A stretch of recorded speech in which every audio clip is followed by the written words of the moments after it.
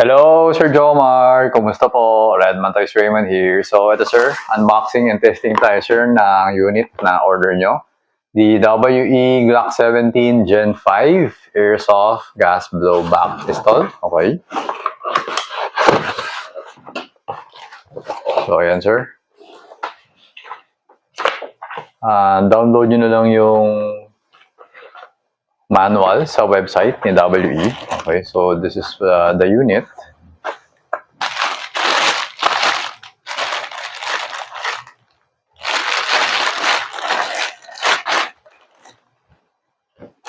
Okay, so this is Gen 5, alright? Ambidextrous slide catch for the Gen 5, okay?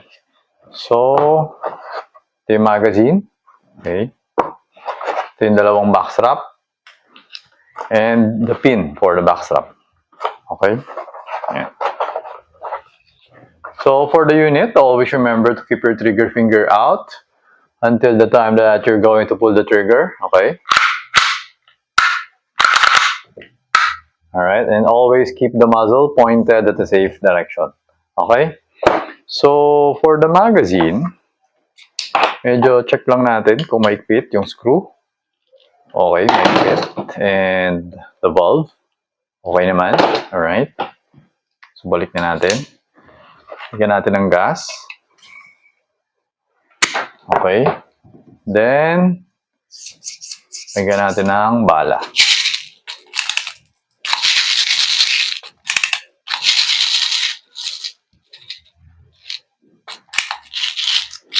Okay, so yan, nilagyan natin ng 9 rounds, 9 BBs, no, for testing. Make sure na staggered, no, alternate siya, okay. Tapos yung last BB is on this side. Kasi yung follower, nakaganon yung follower. Yan, nakaganyan siya. So yung BB dapat nandito. Alright? So ngayon, test fire natin. So FPS, blowback, and then accuracy test. Okay? So ayan sir, inserting the magazine.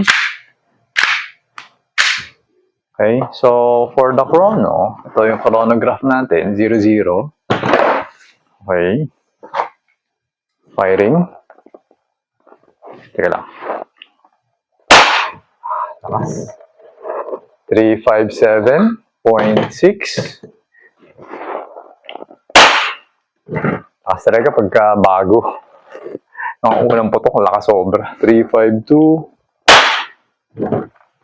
343.4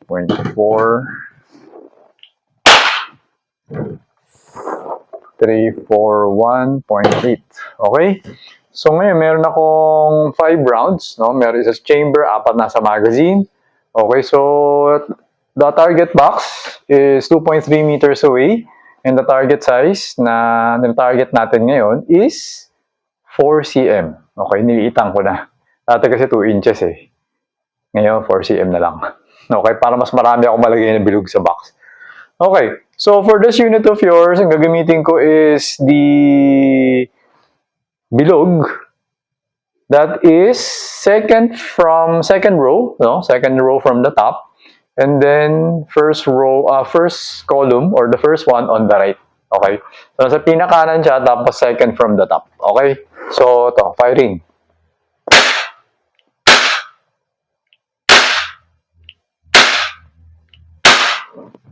Okay, so lahat ng hits nasa loob ng bilog. So, pipicturean ko, then send ko sa inyo.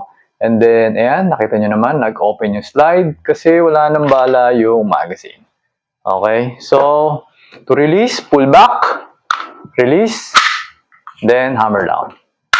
Okay, so, ayan, Sir Jomar, okay yung unit nyo. So, ipapak ko na siya and then, dalhin ko na siya sa courier tomorrow para ma-deliver na siya sa inyo sa Zamboanga City. Okay? So, ayun sir, thank you for your order. Until next transaction po, always remember to stay safe, stay great, be good, and be thankful always. God bless po sir, bye-bye.